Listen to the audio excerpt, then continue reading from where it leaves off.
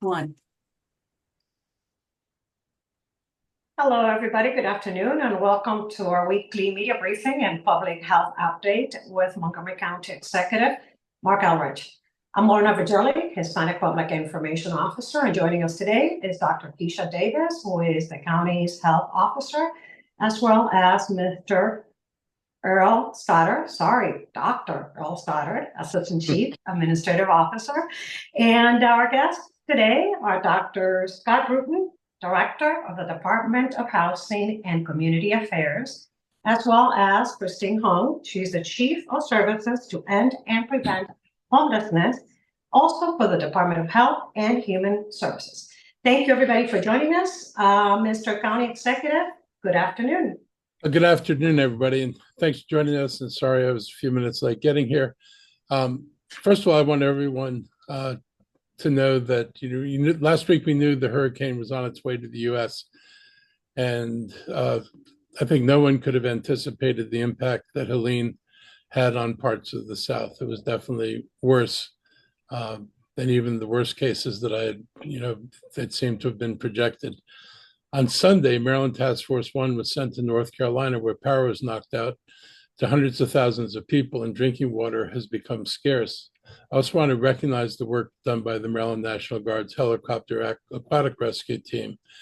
They were also in Asheville, North Carolina, and nearby towns, lifting people and getting their pets out of danger. We're proud to have a Montgomery County Fire and Rescue Service Master Firefighter on that team, and for anyone wanting to help, I would point them to the American Red Cross Disaster Response Team. There is enormous need right now, and the need is immediate. It's not going to, it needs, people need support now. And the length of time it's going to take to get supplies to these areas, people are going to be suffering in a huge way. As somebody who's actually been to Asheville, it's hard to imagine that a hurricane could have had an effect on a city that's so far removed from the ocean, but it did. In other news, there's a port workers strike going on around the nation, including more than 2,000 longshoremen at the Port of Baltimore, and they're on strike after their contract expired at midnight on Tuesday. I've always stood in solidarity with workers over management during strikes. I fully support the International Longshoremen Association, the right to strike in order to receive higher wages and better working conditions, as long as workers aren't part of the fundamental decision-making in terms of how a county or a private business goes about compensating its employees. The only tool that the union has is to go on strike. And if it comes to that, I've always been happy and willing to support it, and I support the work they're doing now. It is a dangerous and dirty job, and they do it in the worst of all conditions. Freight doesn't stop getting unloaded because it's snowing, raining, boiling hot, or freezing cold. And I'm just, this industry is critical to the state of our economy, and I'm hoping that this strike gets resolved quickly, that both parties come to a table and get a settlement that is fair and doesn't disrupt the ability of the companies to make money, but also doesn't force workers to work for lower wages than they deserve. And we'll see how this plays out. Hopefully it will not last long. I want to update on the Afghan refugee eviction situation. A few weeks ago, we learned about dozens of impending evictions at a property in the Silver Spring called the Enclave. We discovered that many of those impacted were refugees from Afghanistan, families that were settled here by the federal government because of their cooperation with the U.S. during the war with the Taliban. It was impossible to leave them behind because they most likely would have been killed. And I think everybody recognizes that. I'm glad to report that after intense negotiations with property owners, our Department of Health and Human Services representatives have come to terms to keep at least 10 families in their homes. Others are still at risk of losing their homes, and they may be relocated to areas that are more affordable. One of the important aspects of this intervention is that we can now identify services and opportunities to help families and minimize these sorts of situations down the road. I'm hoping that we can create further cooperation, because while the county government and related agencies have been working together, there's a lot of private effort that has been focused on these refugees as well as other refugees on the county. They've expressed an interest in meeting with us to see what we can do to develop more coordinated efforts, and I'm looking forward to facilitating that meeting. I want to commend my team for working with the courts and the sheriff's office to identify ways to improve communications. And I also want to thank the council members, state officials, and federal officials who've been working with us as we address the problem. In September, as it ended anyway, we received good news on the affordable housing front from the Affordable Housing Pipeline Report, which looks at county finance projects quarterly. We closed on 2 loans in the first quarter of FY25 with development partners that will help produce 334 affordable apartments, Amber Commons in Gaithersburg and the Montori site in North Bethesda. For the remainder of FY25, we anticipate closing loans for several other development projects in our pipeline that will produce or preserve an additional 1,424 affordable units. So we'd have a total of 1,758 affordable units for the year. For context, in FY24, we closed 17 projects that produced 1,133 affordable units, and we also closed 13 projects that produced or preserved 975 units. I would consider these figures a success and a big win for thousands of families across Montgomery County.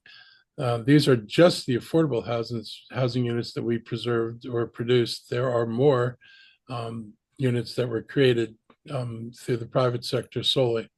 Creating and expanding affordable opportunities is one of our toughest and most complicated challenges, and I've ensured that we continue to be aggressive in seeking every advantage that we have in terms of preserving existing properties and making that a priority. I especially want to thank the work that HOC did in Bethesda to take multiple properties that were scheduled. These were affordable 3-story brick buildings that were scheduled to be displaced, and the new project would have had a fraction of the affordable housing that the existing units had, which is really disturbing because they were going to triple the density. So I was very grateful for HOC's intervention there.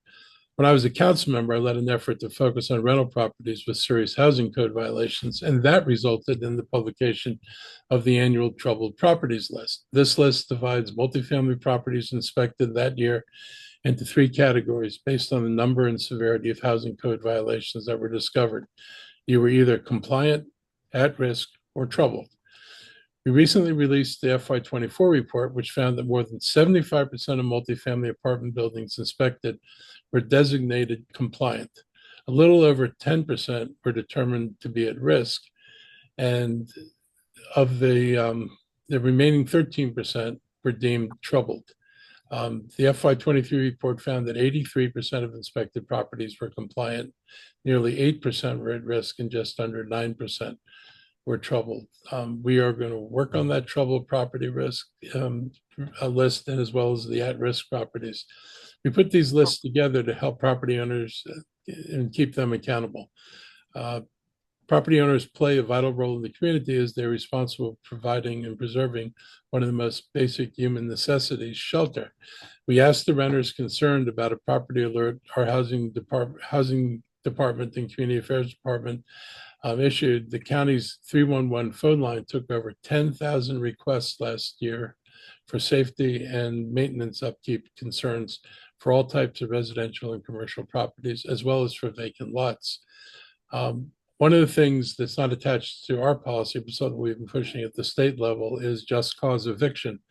And we do that because tenants who file complaints with the housing department and ask for housing inspections are disproportionately affected by requests for eviction. And because the state doesn't have a just cause eviction law, a tenant can be evicted for simply calling HOC, or not HOC, the county's housing department, and asking for a housing inspection. No one should lose their housing because they're asking that their property be brought up to livable standards. And hopefully this is the year that we'll get the legislation through the legislature. So this is one thing the tenants don't have to be afraid of. Before I turn to Director Bruton, I want to also recognize that yesterday marked the enaction of many new state laws. One of the most important and relevant to this conversation was the enaction of the Tenant Safety Act of 2024. This law empowers tenants to hold landlords accountable for conditions of disrepair that threaten life, health, or safety. The new law clarifies that tenants in the same building with similar defects may join together in one case.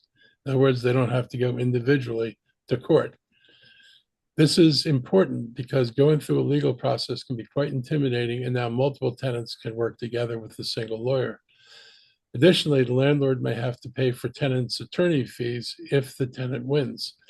I want to thank Delegates Vaughn Stewart and Senator Sarah Love from our state delegation for the work on the bill, and I believe this bill will help our efforts to ensure safer housing units and communities and increase landlord accountability by treating their tenants with the respect and dignity that they deserve.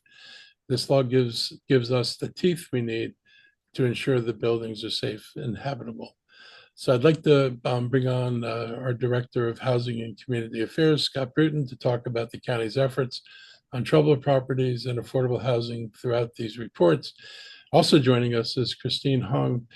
She's the Chief of Services to End and Prevent Homelessness in our HHS department, and she's been working directly with the Afghan refugees at the Enclave and the community organizations that are trying to assist them. So I'm going to turn this over now to Scott Bruton and Christine Hong. Christine, would you like to go first or should I? You go first. Okay.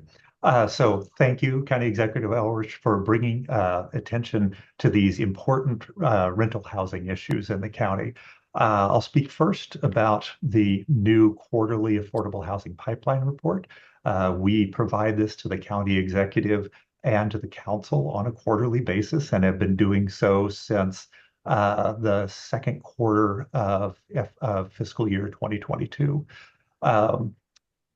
Important note is that in the statistics that the county executive mentioned, as the county executive and the council have collaborated together to include in the budget increasing amounts for the preservation and production of affordable housing, we have been able to increase the numbers of affordable housing created and preserved in the county. So we have definitely delivered for the money that's been invested. I will define affordable for any in the media who are interested in that particular aspect. When we say affordable units, we qualify those as affordable to households that are at or below 30% of AMI on up to 70% of the area median income for the Washington metropolitan area. And in the properties that we help preserve and create these units, we have units that are affordable at the range from 30 to 40, 50, 60, and 70% of area median income. And happy in the question period to answer any questions you may have about that. Also, regarding the troubled properties report, we have been putting out annually the troubled property report since fiscal year 2019. And we put out the most recent version a few days ago for fiscal year 2024. In previous years, being designated as an at-risk or troubled property was more of a notification to a landlord, and the landlord would go through a process, hopefully, to remedy the housing code violations that were brought to light by these annual inspections. With the passage of the rent stabilization law last year, and it's going into effect this past July, there are now significantly more consequences for being designated as an at-risk or troubled property. The most basic is that landlords at these properties are not able to increase the rents on their units. And so landlords have, under the existing troubled property law and regulation, certain steps that they can take in order to be removed from a troubled or at-risk designation and have that replaced with a compliant designation. And we will be working, we here at DHCA will be working with landlords that have those designations to help them go through that process so that they can clean up the housing code violations and move on into the compliant category and improve housing conditions for the tenants at their properties. And as a reminder, housing code violations and our housing code inspections, we view those not as just making sure buildings are in proper repair, this is also most importantly a public health function. This is about making sure that that tenants live in safe, healthy environments in their apartments. So I'll turn it over to Ms. Hall to talk about the refugee status. Thanks, Director Bruton. So services to end and prevent homelessness with the Montgomery County Department of Health and Human Services has been working with the 36 refugee families at the enclave that are facing eviction. We are partnering with the Maryland Office of Refugees and Asylees, as well as the refugee resettlement agencies that had been working with the families when they first arrived in the U.S. We're also working with the Muslim Community Center to help to ensure that we're providing culturally appropriate and competent services to the families. There are some cultural barriers in them attaining self-sufficiency. And our hope is that we can prevent nearly all of the evictions that they're facing. Some of the families will have to make the difficult decision to relocate if they're not able to sustain their rent at the enclave. But our partnership with the state will allow us to help the families pay off their arrearages in addition to what the county can invest so that they can remain housed, which is of utmost importance to us. And we appreciate all of the concern from the community and the support coming from the community as well. Thank you very much to the two of you, members of the media. We are going to open it up right now for questions regarding these particular topics. The troubled property report, affordable housing, and the efforts to assist and help the Afghan refugees. I see we have some, we have Kelly Bean, ABC7. Go ahead, good afternoon. Hello there. This is about affordable housing, but it deals with the discussion that happened today with the public hearing on the Attainable Housing Strategies Initiative. I'm just wondering, Mr. Elrich, what would you like to see come next? Also, with all of this intense interest from the community, has that had any impact on where you stand on this issue? And even if it has or hasn't, we'd like to know where you do stand, please. Yeah, thank you for that question. I guess, I've been opposed to this initiative from Park and Planning as soon as I understood what it was they were doing. I was going to talk about this a little bit later in the growth and infrastructure policy, so I'll let you please pay attention to what I say then, because I don't want to say it twice. But basically, there's no affordable housing in this plan. And what you'll see later on the screen is a slide that shows they actually were asked the question about, is this about affordable housing? And they said, no, it's not. It's about market rate housing, and the market will set the price. Market never sets a price for affordable housing. The market doesn't build affordable housing on its own. Whatever affordable housing we get are fractions of developments that are larger developments that have to meet county requirements for affordability. The number of units we produce is far less than are actually needed. The other big issue, and I'll come back to this again later, is that unlike some cities where they have a truly constrained environment, if you look at Montgomery County's master plans, we're zoned through 2050. We do this they do revisions of these plans on a basically 5 to 10 year basis. We're now in what's called the round 10 forecast. We have more capacity in our existing zoning than we have projected growth all the way through 2050. We're not even touching the maximum of housing units that we can produce. And this involves no going into neighborhoods and taking out existing affordable housing. This is just what we can do in areas where it's relatively easy to develop right now. And I would suggest, if Park and Planning was interested in doing this, they should focus on what we do with empty office parks, which we're looking at legislation that would help us acquire them and convert them to housing. They'd look at their zoning, which is obsessed with high rise everywhere. If you build only high rise, you pretty much ensure that you don't build any affordable housing. It's pretty much a guarantee, in fact, that nothing will be built that's affordable or actually attainable to the so-called missing middle. What's mostly being built, and just look at Bethesda, it's at price points that your kid who's coming out of school, which everybody says they're worried about, are they going to be able to find an apartment here? Pretty much no, as long as the focus is solely on large multifamily units, not even multifamily, it's large units that are primarily 1 bedroom and 2 bedroom units. Parking planning's done enough of that, and they've done it well beyond the walk shed. The walk shed is a half mile, not a mile as they pretend. And by the way, nobody else in the country pretends that it's a mile. Walk shed's a half mile. If they focused on the areas outside the walk shed, they would be well served to look at possibly removing some of the high-rise zoning and putting in zoning for mid-rise and townhouses, where they'd accomplish their goal of more middle affordable housing, as well as ownership types like townhouses, which could be built right around the cores of our growth areas. So they got other solutions. Their decision to go into neighborhoods, I thought, was ridiculous. And I will say more about it later. I promise you I'll give you more talking points. Thank you, Mr. County Executive. Remember, members of the media, let's stick to the topic right now. Lionel Donovan, I believe you're with WSA 9. Good afternoon, Lionel. Good afternoon. Yes, I also had a question for Mr. Elrich.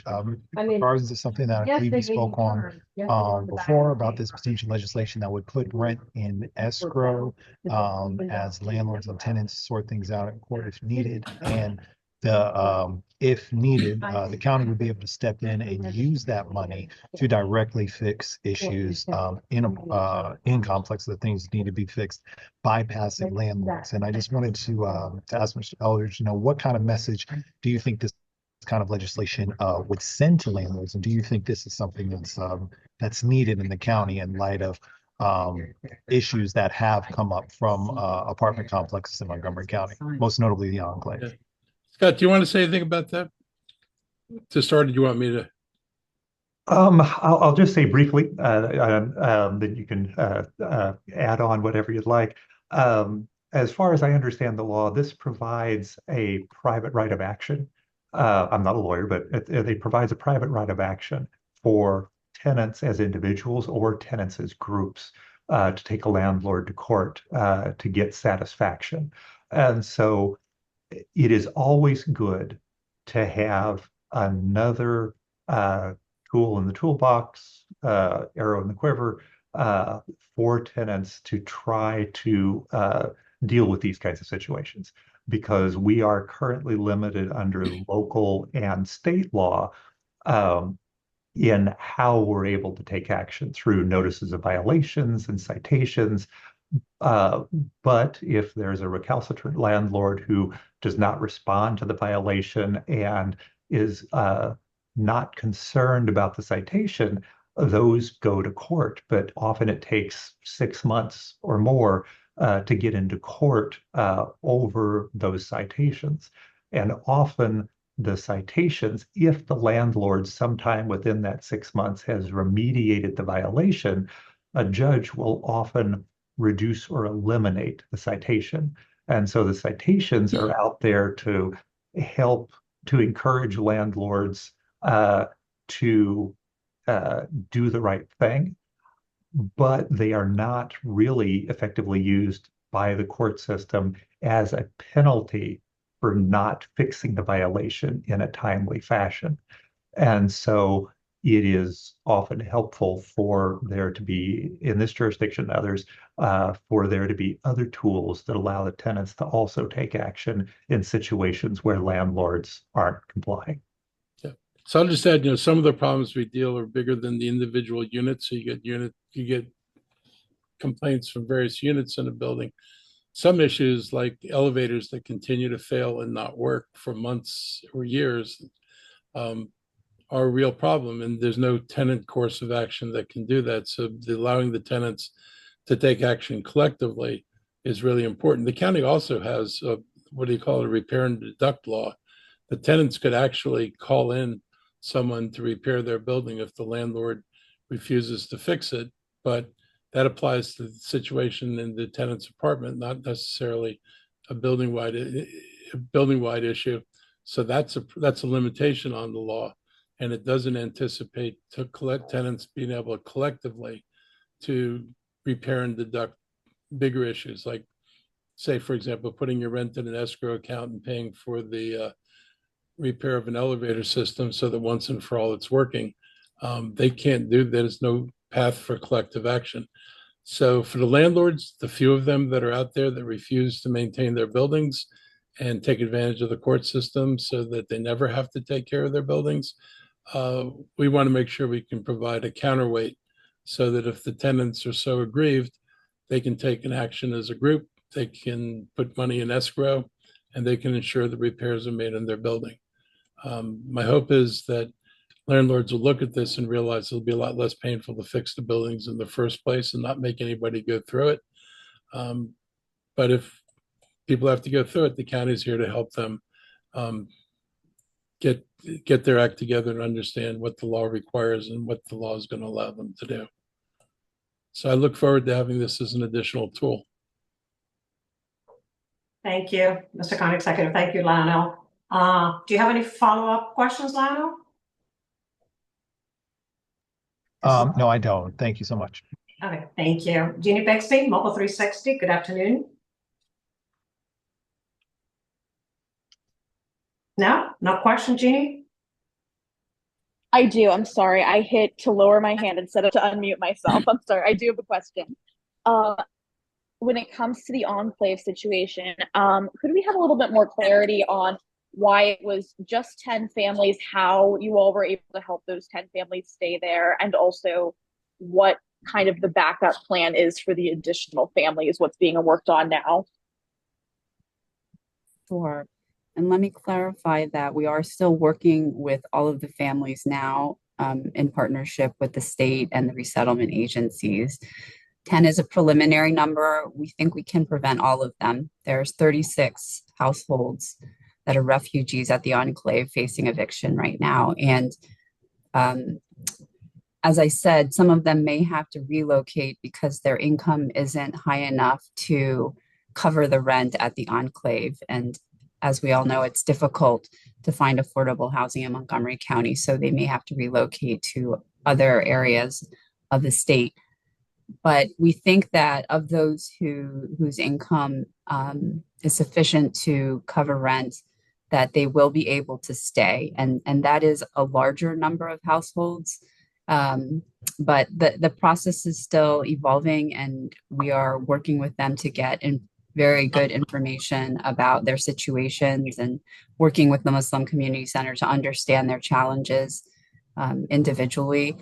But we hope to have updated information in the weeks to come. But our goal is to prevent all families from becoming unhoused. That is the work of Services to End and Prevent Homelessness. And I'm optimistic we can prevent all of them from losing housing. And for many of them, probably the majority of them, to be able to stay at the enclave. Thank you, Jenny. Members of the media, any more questions for these officials today regarding the Trouble Property Report, affordable housing, and the efforts to assist the Afghan refugees? Any more questions about these topics?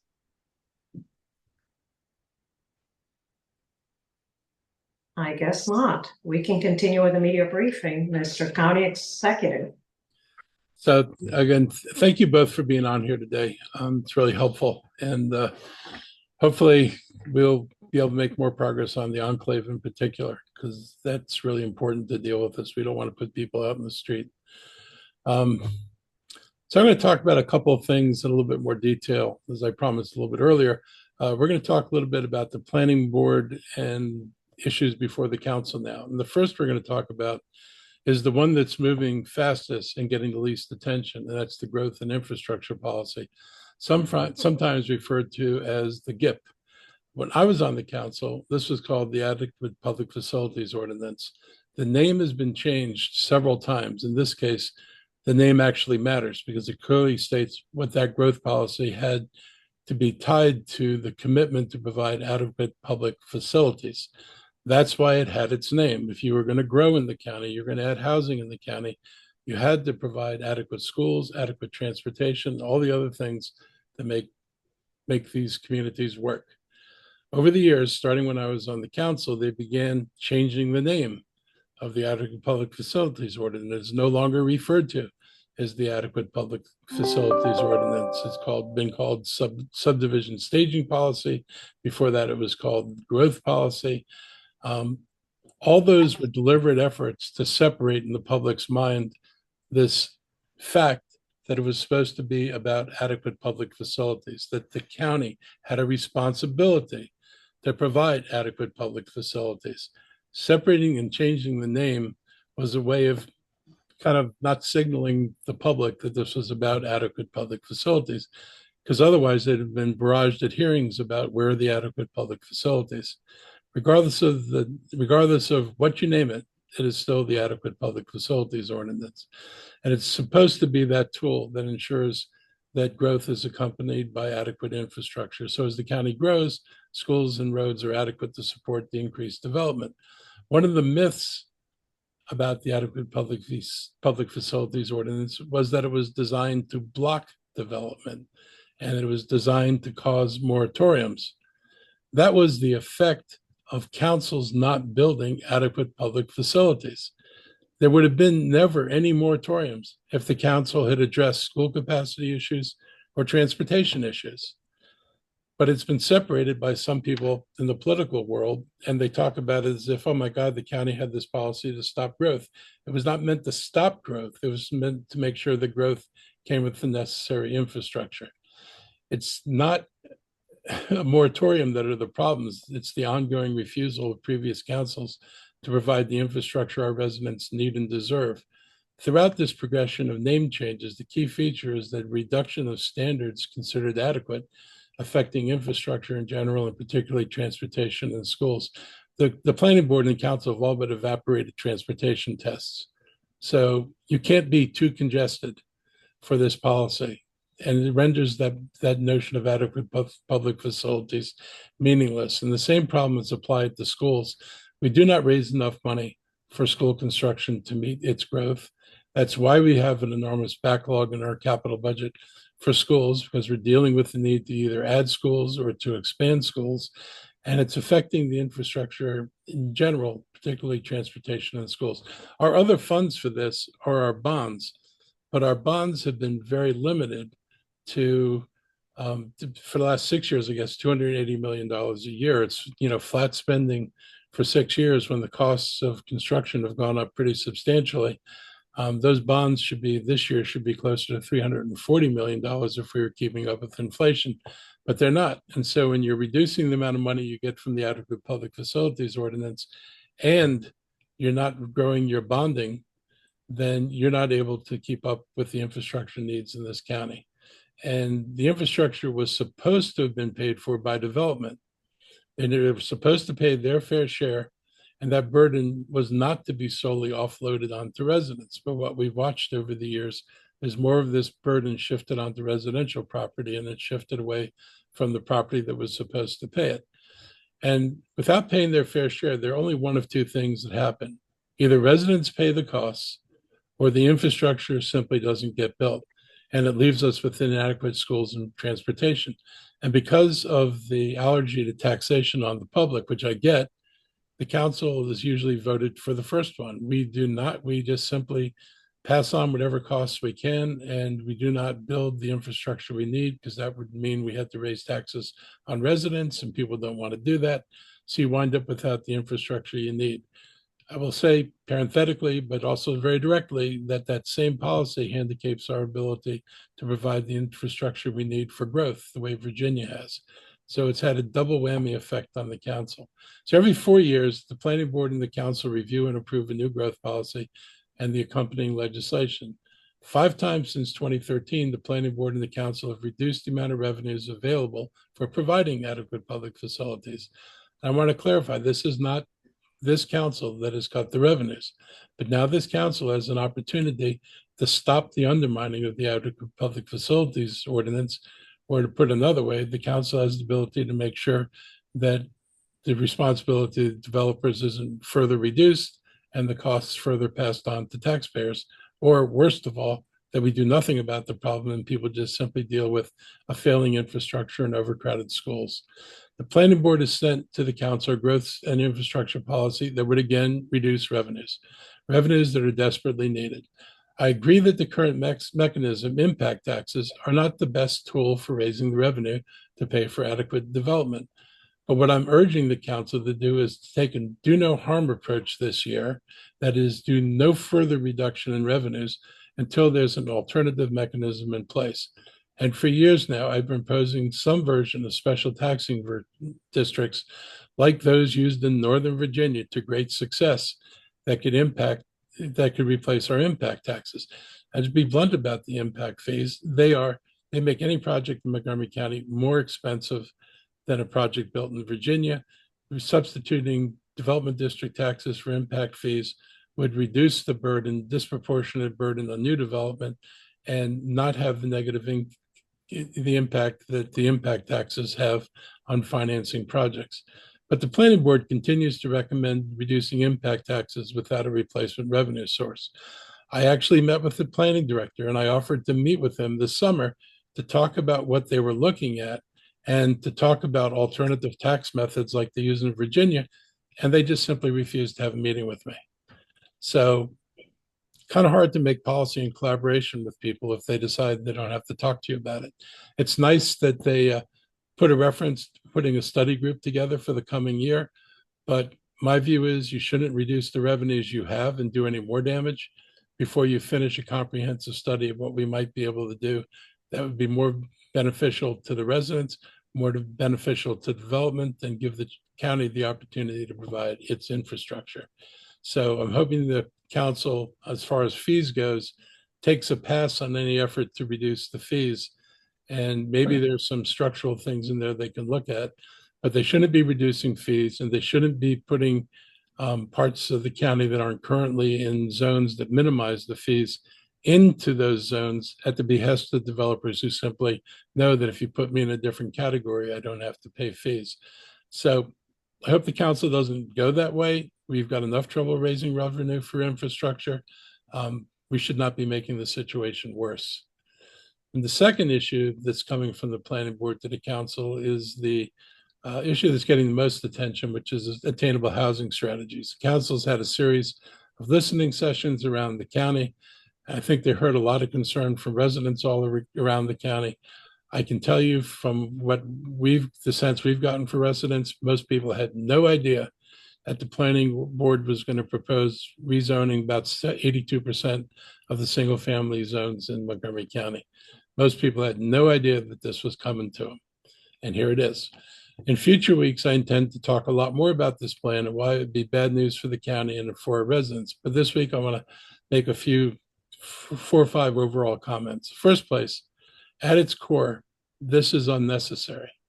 Unlike some places in the country and in our region, we are not a city that has been fully built out. We're not a Seattle or a Portland or a Minneapolis that's a mature city. And if you want to redevelop or add capacity, you have to look at the built environment and figure out how to densify it. In contrast, Montgomery County master plans have enough zoned capacity to house more people than are projected to come here through 2050. I'll say that again. We're zoned for more people to come here than are going to come here by 2050. And I have 2 slides that'll illustrate the point. This slide was from COG, and you'll note I love using other people's literature. And the slide, the argument was the region needs to reduce the number of planned housing units by over 75,000 additional units between now and 2030, and beyond the 245,000 that are currently forecast. And that's what COG does every few years. They update their forecast and how many people are coming here. Existing, and this is what the slide says, existing comprehensive plans, that's us, can accommodate this additional capacity. Zoning and plan changes may be necessary. The planning board took the approach of rezoning the entire single-family county. That is so out of proportion to anything you needed to do to get 10,000 housing units. It's beyond belief. Plus, the simplest thing to do would have been to revise the estimate for 2030, which COG said was a mistake because they did not match the housing units to the jobs. They simply could have added 10,000 to the forecast and removed 10,000 from the future years going out to 2045 that's been forecast to be built then. So they had other ways of dealing with this, and they chose the most unreasonable way, which is to use this as an excuse to rezone the single family parts of the county. A number of years ago, this is March 18th, 2015. This is how long some of this nonsense has been going on. There's a flow chart and it shows how the process works, and they get these forecasts from the local governments, they get forecasts from an econometric model. So this is something every jurisdiction in the DC region that's parts of COG, it's what they do. They do local forecasts of how much is going to be built. And then they reconcile the two, and then they create a regional forecast. So I was alarmed when this was introduced, because the way it's typically introduced, and we still do this, is, oh my God, all these people are coming here. What are we going to do? Which totally ignores the process of how they got to these numbers in the first place. So I was a council member then, and I asked Mr. Jardin, who was the lead person on this for COG, said the regional econometric model in the blue box, are you projecting jobs and employment by county or by TAZ zone? And TAZ zones are these traffic analysis zones that every county is divided into, and it's like hundreds of these zones. And Mr. Desjardins answered, he said, no, we do it at the regional scale only. It's an econometric model for the metropolitan area. So then I asked, so the local forecasts come out of the local planning boards? And he said, yes, you're correct. This is what the planning boards do. They look at the zoning that's on the ground, and they estimate how much of that zoning will be built in 5-year intervals over 30 years. That's the process. Every 5 years over 30 years. They are using the existing zoned envelope. Nobody believes that the 87,000 housing units they project needed by 2050 are going to be built in 1 year. Obviously, they're going to be built as demand comes, as the population grows. But this is the process. This is the local forecasts come out of the planning board. So when somebody tells you these people are coming here, it's because the planning boards have examined and evaluated their own planning and determined this is how much they think is going to be built in these 5-year intervals. So this county has got enough zoned land to do this.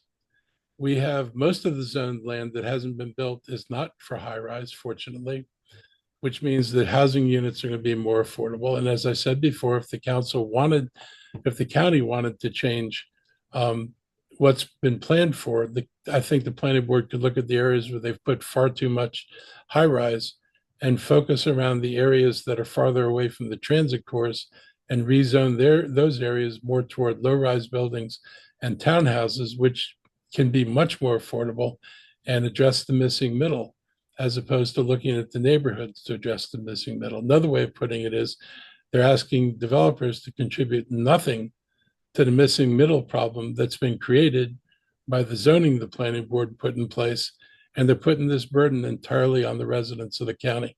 That's not right, and it doesn't make sense.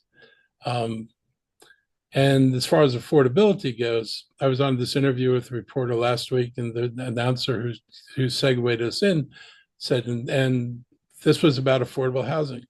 And it's really frustrating because this plan not only doesn't address affordable housing, if you look at this slide below, this is from Park and Planning, it says, is this affordable housing? The answer from the planning board is no. The prices of newly built homes will be determined by the market. Well, the average house in the market in Montgomery County right now, new house is over $1 million. If this is affordable housing, I don't know what planet you're living on. Additionally, in a study from 3 years ago, the planning board looked at Silver Spring in 2021, and it concluded the new townhouses would cost back then between $700,000 and $855,000. They're already exceeding that amount. They've been built. And the average income, we want to point out, of Black and Hispanic residents is about $75,000. So once again, they're not moving into these communities. In fact, you might ask generally if you have a housing policy that does not have an affordable housing component and doesn't increase the amount of affordable housing you're trying to get, then it's pretty obvious to conclude who you're deciding is not going to live there. This is the data. This is all coming from data that's available through Park and Planning. The study was their study. They did another study on White Flint. They asked the developers why they weren't building because they're zoned for tons of housing. And the answer they got is the rents aren't high enough. They can't get enough money. So we've got an affordable housing problem. This plan does nothing to address the biggest part of the problem. And it puts this burden on residences and it makes no accounting of infrastructure. Secondly, equally disturbing, or maybe more disturbing, it's hard to say at this point. We looked at a townhome that was developed in Bethesda recently. There was a single family house that it had a large lot, and that house was sold to a developer for $1.6 million. So they put in 3 townhouses. Did they put 3 townhouses on that were worth $1.6 million? No. What they did is they took down the house, they put a triplex in, and the units in the triplex, each one sells for $3.6 million. So a $1.6 million house into a $3.6 million house.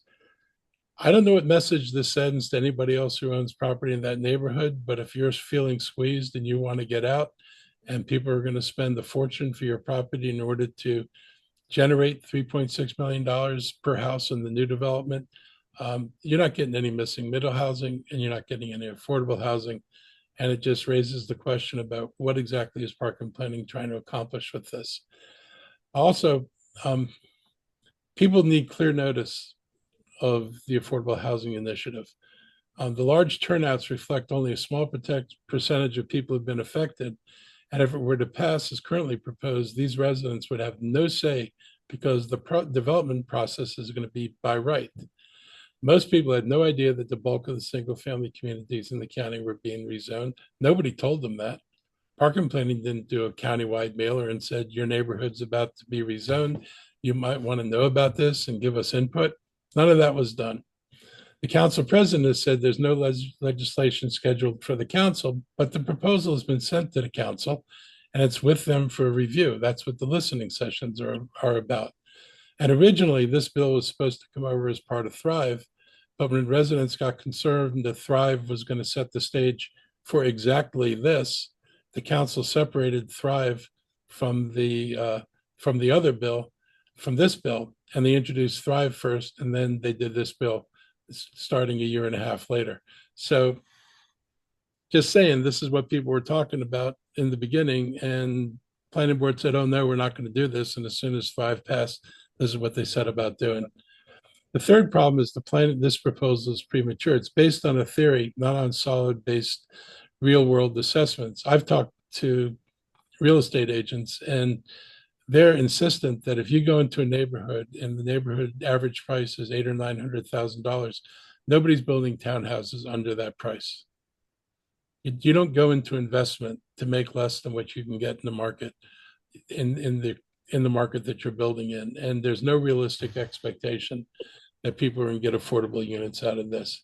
So the plan undoes most of the master plans, and through the master plan process, which affords opportunities for residents to weigh in and carefully review impacts to its neighborhoods and infrastructure, which brings me to my fourth point here: adequate infrastructure and environmental consequences. There have been no studies on AHI's impact on the environment, but we do know that if we go into single-family neighborhoods, which have fair amounts of green coverage, most lots are 65% not with the building.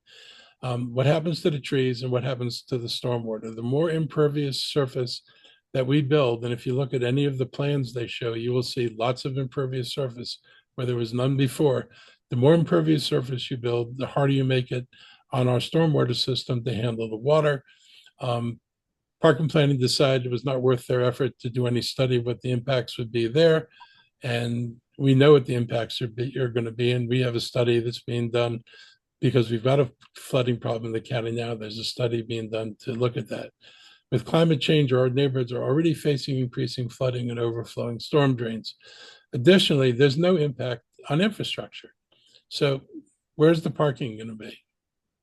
I've been on streets where you could not possibly add more cars to the street because a lot of these neighborhoods, people do not have off-street parking. They're parking in front of their houses. So what happens if one house becomes a quad? Where exactly do all these cars park? And there is no parking requirement for the housing that's being proposed. There's been no transportation study. So if you're going to add all these people, say to Georgia Avenue or Connecticut Avenue or any other place, what's the impact on traffic? Parking planning's refused to do a study. And we know that if you added, say, $10,000 housing units into a corridor, if it's not near a metro, if it's just near even a BRT station or a bus station, you'll be hard put to get above 20 or 25% ridership, which means 75% of what's new is going on the roads. And if you're not analyzing what the impact of all that is going to be on roads, then you're really underestimating whatever the impacts of this are. Master plans aren't done in this amateurish way. Master plans are done where you actually consider all the impacts from everything you plan on doing. And here the planning board's proposing major changes and doing no analysis of what the impacts are going to be. They also don't have a cost impact of what the infrastructure would be. So assume you did this, what would it cost the county? You get a hint of this from the Thrive discussion. The county had the job of coming up with the estimates for what it would take to accommodate Thrive. And they brought a number back to the council and the planning board. And the reaction from the planning board chair and then council member Reamer was, we don't believe the number. Well, that's great. I always make policy based on what I believe about things I haven't studied. This is not the way you make public policy, and it's not fair to the residents of the county. It would be a massive undertaking to rezone 82% of our single family residential housing. It's affecting 164,000 homes. And one thing that I said, the last thing that concerns me is they talk both sides out of the mouth. 1 minute, this is desperately needed to solve the housing crisis, which is, I think I've shown you, we have already able to solve, that they need this to do that. On the other hand, the planning director's in front of audiences and saying, well, this is really focused on teardowns, and we only do about 200 teardowns a year. It's either a massive program to produce housing, or it's a trivial program to produce a couple of housing units a year. Either way, it's not much housing. And it's really disturbing that they pick their argument for whatever audience they're in front of. Not a good way to make policy. We all agree, I think, that housing affordability is a major concern, both for people who want to become homeowners as well as renters. Unfortunately, this proposal does not help them, and it threatens to damage our beautiful and diverse county. I think if people are concerned about existing housing units and asking themselves, where are my children going to live? And the answer from the planning board is we're going to build more housing units that are at market. It pretty much tells you your children aren't going to live here if that's the kind of housing they plan on building. I've already talked about some of our recent work on affordable housing, and there's a lot more. Last week, we welcomed Maryland Secretary of Housing and Community Development, Jake Day, to Montgomery County. We showed him some of what we're doing here. We visited the newly opened Leggett in Silver Spring, a mixed income development for seniors that's adjacent to our aquatic center and rec center. We showed him art space, which offers both ownership and rental units. It was designed and developed in collaboration with the community. We showed him the project on Randolph Road that the county initiated that's going to build about 195 all affordable units for people between incomes between 30 and 80% of the median income in the county. Truly affordable housing for a wide range of residents. And we showed them one of the newest projects, HOC's Hillendale Gateway in the East County. This will be an all-electric mixed income and mixed use development. It's a complicated project that involved HOC, Montgomery County Green Bank, private investors, Montgomery County. And because of this collaboration, 54% will be affordable to families earning 30 to 80% of AMI. This is the kind of housing that addresses the needs of young people coming into the county whose incomes are likely to be 80% of AMI or lower. Attainable housing doesn't address any of that. So there's a lot more I could say on this, a lot more I'm going to say over time, but I'm going to pause now. Just take any questions you guys want about attainable housing at this point. Members of the media, any questions regarding attainable housing at this point?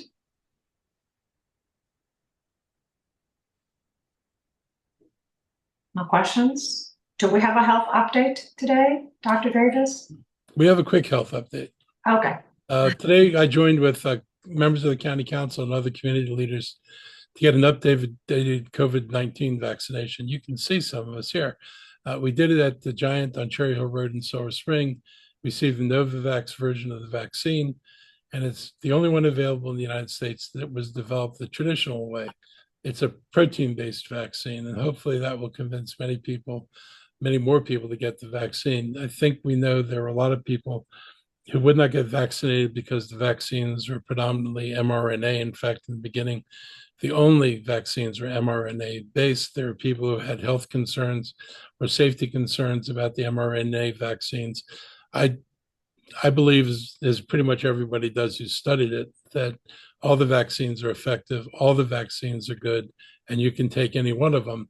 But Novavax's vaccine is a protein-based vaccine. We hope we'll get those last remaining residents who held out because they didn't have a protein-based vaccine will come and get the Novavax vaccine, which is equally effective in preventing severe COVID and long-term COVID, but is made in the traditional way, which people are comfortable with. Those are the vaccines that pretty much probably all of us on this phone call grew up with. And it's an accepted and widely recognized vaccine manufacturing technique. We did this event at the Giant and Cherry Hill Road, and we got the Novavax version of the vaccine. And we're hoping that this helps county residents who have stayed outside of the vaccination window to come and get vaccinated. We continue to see cases of COVID. The illness rate, severity of illness, and the death rate from COVID far exceeds the flu.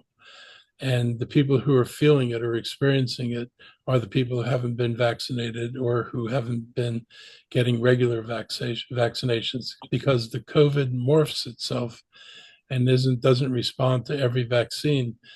People who got vaccines a few cycles ago may not have the protection that come with the vaccine that's out there today. So we're urging people, please come get vaccinated, period. If you've been holding off because you want a traditionally manufactured vaccine, Novavax is a vaccine that will address your concerns. We want you to address your concerns because we want you to be healthful. And if this is what it takes to get you to get this vaccine, we hope you will. It'll help keep you safer. It'll help keep the people around you safer. And I will now turn it over to my team for any updates. Thank you, Mr. County Executive. Just a great event. I want to echo the importance of vaccines. The best COVID vaccine is the one that you get. And so we are really lucky to have such a partner like Novavax, who's in the county with us, and a leader in healthcare provider. I do want to just echo and reiterate the importance. If you've been waiting and wondering when is the best time to get those fall vaccines like COVID and influenza, now is a great time to give protection through the fall and winter holidays. If someone did recently have COVID, because we know we're just coming down on the tail end of a COVID wave, you do want to wait a couple months so that you have the best immunity. You still have some protection from the infection that you might have just gotten over, but you do still want to get a COVID vaccine. And we know that the COVID vaccine that is out now is updated. This is why we get it each year, because it's updated to the strand that is circulating now. So we encourage folks to get that. It is the best way to protect yourself. We know that it decreases hospitalizations and death from COVID, but it's also the best way to protect the community and to protect those who are most vulnerable. So if we don't want to keep seeing these COVID waves and rises, getting the vaccine is the best protection and tool in our toolbox to help with that. So thank you. Thank you, Dr. Davis. Members of the media, any questions regarding the health update or any other topics? At this time, please your hands. Oh, there's Judy first, the Greater Olney News. Good afternoon, Judy. Hi, good afternoon. I almost don't know how to ask this question, because I've been around long enough to remember how important the adequate public facilities ordinance was to Montgomery County. They were very proud of that, making sure that they had what they needed anytime they had development. My readers are horrified by this, idea of putting in housing anywhere. In your opinion, Mr. County Executive, why is no one seeing how important having something like the APFO is anymore. What? Because nobody talks about it, Judy. You know, this is what happened when the council changed the name deliberately because it triggered expectations that, my God, the council would have to provide adequate public facilities. So what about this? Your projection is this road is going to be congested. What are you going to do to keep it? You're going to overcrowd the schools. What are you going to do to overcrowd the schools? So they didn't want to have those questions. And so they created a name that makes you think you're simply staging subdivision or it's your growth policy. But they broke the tie between people's expectations of adequate public facilities. And that was deliberate. And I'm sure if you asked people back then who were the leaders of this, they'd say, oh, we didn't mean anything by that. We just thought this was a better name. It was a better name because it didn't make you accountable for the kind of planning you were doing. And it's allowed people not to think about it. And people, you know, if you're not engaged in this regularly, it's hard to keep up on. We got a lot of new residents since I think the APFO was passed, I think it was 1973 or something like that. Mhm. And so a lot of time has gone by and people don't know that. People don't know should have an expectation that if the government's doing something, that it's going to ensure that the infrastructure is adequate to accommodate it. And the council got rid of it because, and I tried to say this in my comments, if you're faced with schools and transportation growth, you have to build something. And the challenge was, how are you going to pay for it? Well, the growth policy, all the things in there required developers to provide schools and provide for the bulk of the transportation. People come under pressure from developers that, you've loaded these costs on this. I think the mantra is, you're increasing the cost of a project. And it's, so our projects can be more expensive. Well, the flip side of that is if you don't pay it, only one of two things happen. I tried to say this before. You either pass the tax on to the residents, because in Montgomery County right now, and I hope we change this, there's the same tax rate on commercial property as on residential property. So you can't tax commercial property without also taxing residential property. And since most of the money you raise in taxes comes from residential property, it means the burden would have been shifted successfully onto residents. The other alternative is the path that the county's probably most largely followed, which is not adequately funding anything. So that's why our bond rates are stuck at 280 million, because we don't keep up with inflation. Because if we did that, we'd have to increase our tax revenues. And if you're not willing to go to developers for any of this money, then the only people you can look to are residents. And so we wind up not doing anything at all because it's too politically difficult to tax residents. And it is, so if you're not being taxed, you don't see what's not being built. You don't notice what you didn't get until the moment that you're looking at an intersection and saying, why is it like this? Or why is my kid sitting in a class with 35 students when I thought the county standard was 25? You don't see these things until they land. And meanwhile, you can't go back and get the money from the people who should have paid. I do think, and I'll be honest with you, I've been talking for years about getting rid of the impact taxes, but you shouldn't get rid of them until you come up with a system of taxation that's fairer and that can replace the revenues so the county can do its job of providing adequate infrastructure. And we've not been able to have that conversation here. And I've tried to raise it. I've raised it with the previous council. I've raised it with this council. Virginia has a much better taxing system. They have these special taxing districts. They largely exclude new residential development from those districts. So most of the taxes lie on the commercial sector. But those taxes lead to building schools, so their schools aren't overcrowded, and they lead to building transportation projects so that their people are able to have mobility or get the Silver Line, which is, a way different kind of mode of transportation than what we've been able to build here so far. Our bus rapid transit plan has been in the works for over a dozen years now. And we've never had the money to build even a single inch of true bus rapid transit in the county because they don't have the revenues to do it. Virginia tackled the major subway system and BRTs in multiple counties, and they tackled that because they had a tax base that was more skewed to raising money from commercial property. So we're not looking to raise taxes enormously. I am trying to avoid putting any of these taxes on residents. I do think that we need to get more from commercial property. And the last thing I'll say is, Apparently in Virginia, the developers had the vision to go with the Fairfax County Council and lobby the Republican legislature and the Republican governor to pass the tax authority that the Northern Virginia counties now have. They got out of a Republican legislature and a Republican governor. When the Republican governor signed the bill, he talked about how much economic development was going to happen in Northern Virginia because of their investment in infrastructure. We faced the exact same dilemma. And when we had the chances to move in that direction, we've balked at it every single time. And so if you want to understand the difference between us and say Fairfax and Tyson's Corner, people aren't fleeing to Tyson's Corner so they can pay $1.51 in property taxes versus $1.04 in property taxes in Montgomery County. They're going to Tyson's Corner because they got serious about building infrastructure. They built an environment that attracted investment, and we don't seem to have the willingness to do that. Our solution to everything is let's lower the price on development and maybe they will come. Let's increase the density and maybe they will come. And I'll say after my 12 years on the council and all the density we increased under this mantra, we're still looking at a totally flat growth rate in jobs and housing. So obviously density was not the answer. And I don't know why after 15 or 17, maybe 17 years now, why people are still thinking density is going to solve a problem that other people have solved by actually building things that developers want to see. So I could go on, but it's really infuriating and it's not fair to the residents. It's not fair to put this load on them. It's not fair to say, well, your neighborhood it's a bad thing that you live in a single family neighborhood. These are bad things we have in the county and we should get rid of them. And I can tell you there are planning board members who absolutely are anti-single family house and would be more than happy to densify and turn the entire county into a city, which without a grid of roads is going to be impossible.